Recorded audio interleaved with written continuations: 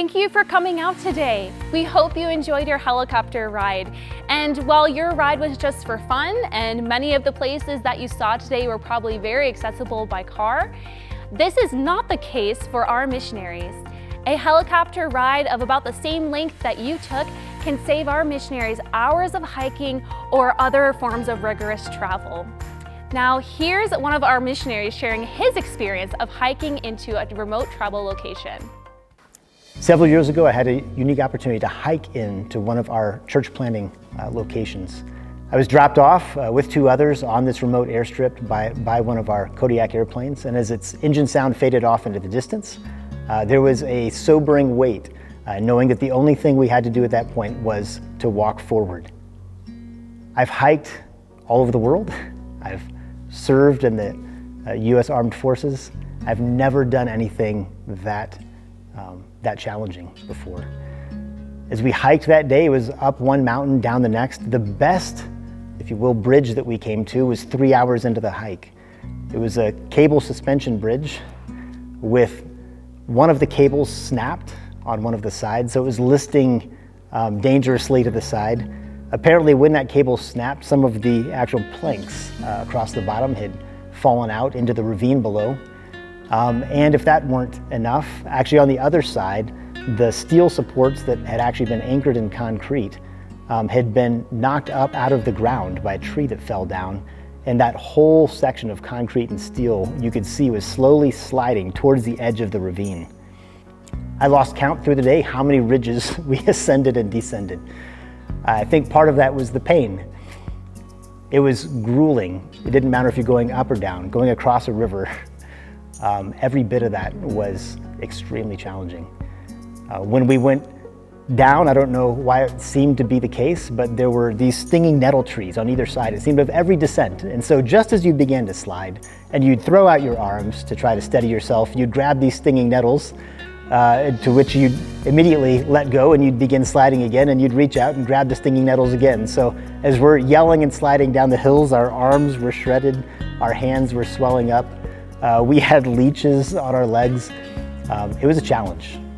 It was mind-blowing to me several days later when a helicopter touched down next to the missionary's house to take us back to that original airstrip from which we'd started that hike. It was just 4 minutes later when we touched down next to Kodiak airplane that took us home. Those 4 minutes represented 15 of the most grueling hours I've ever had on a trail.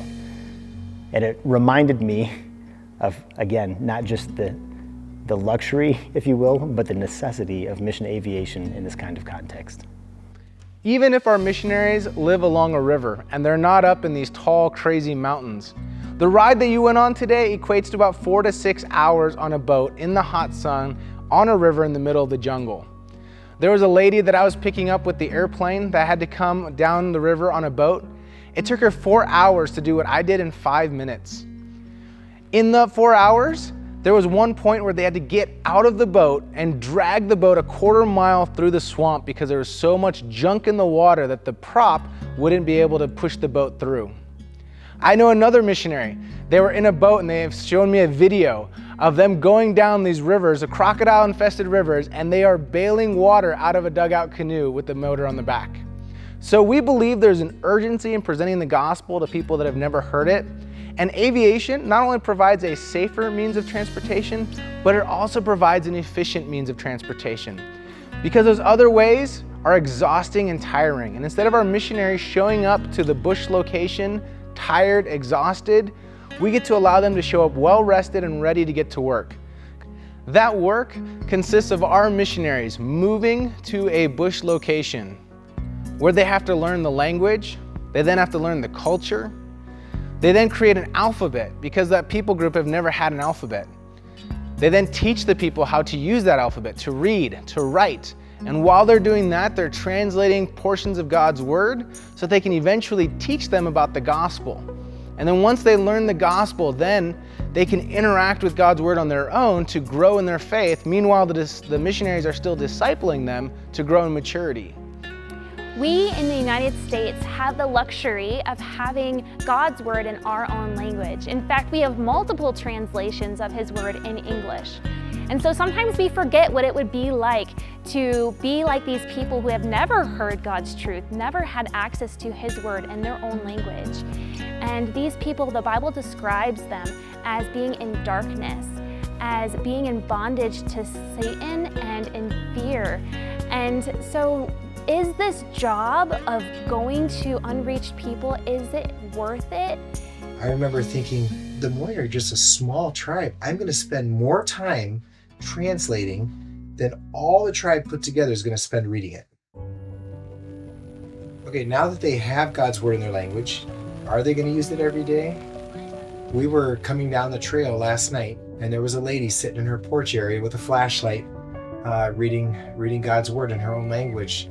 The Moy seem to find so much comfort in God's love for them, His direction in their lives. They call it the straight trail that they're supposed to be walking on that glorifies God. They continually mention again and again and again how they were living in darkness, and God's Word is just like a light that just opened up their hearts to the truth. We can walk out of our house into the yard, any passing person, and just ask them, what are your thoughts about God today? And we'll have an hour-long conversation about what they've been reading in God's Word.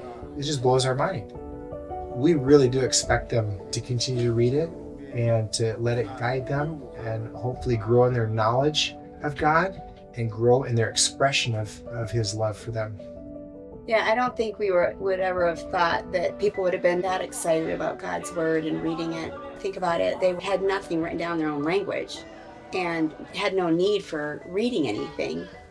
So originally, like, teaching literacy was difficult because they didn't have the motivation. But once we had believers, especially growing believers, they were very interested in God's Word. In order to translate a verse, it takes about 15 seconds. In order to make it accurate, clear, and natural, it takes about an hour and a half per verse of going through this process to get to the end.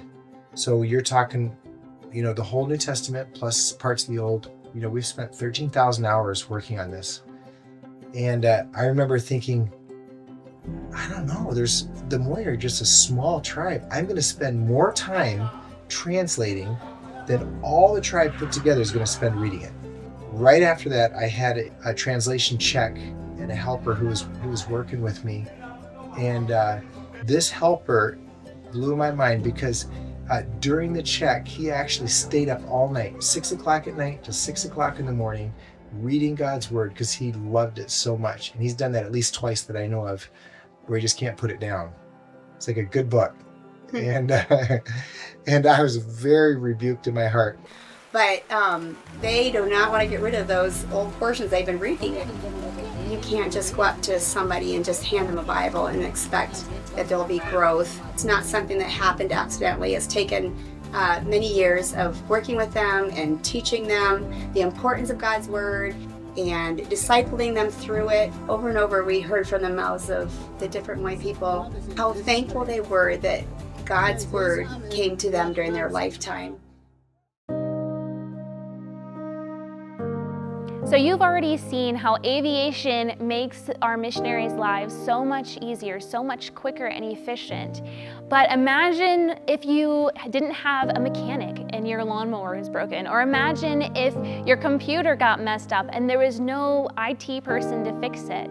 Or imagine if you didn't have a grocery store nearby. These are the realities that our missionaries are living with when they live out in the bush locations. But God has given people certain skills. He has enabled mechanics, and they come to Papua New Guinea or to our various fields, and they use those skills to help support the church planting efforts, to help our missionaries so that they can focus on translating God's Word and teaching it. And then these other tasks are being handed off to other people who have the skills to do them. For the last decade, missions around the world has seen a sharp decline in those willing to go overseas and be missionaries in the jungle and remote locations, or those going overseas to support those missionaries, whether it be in aviation, medical, teaching, mechanics, etc. But we do ask that you guys would partner with us and first of all pray that the Lord would raise up a generation of people to go and reach the last language groups that have never heard truth, that have never experienced God's grace and mercy. And also, maybe consider for yourself, what has God given you? What abilities and training has He gifted you? And how could that be a part in reaching the lost for His name and for His sake?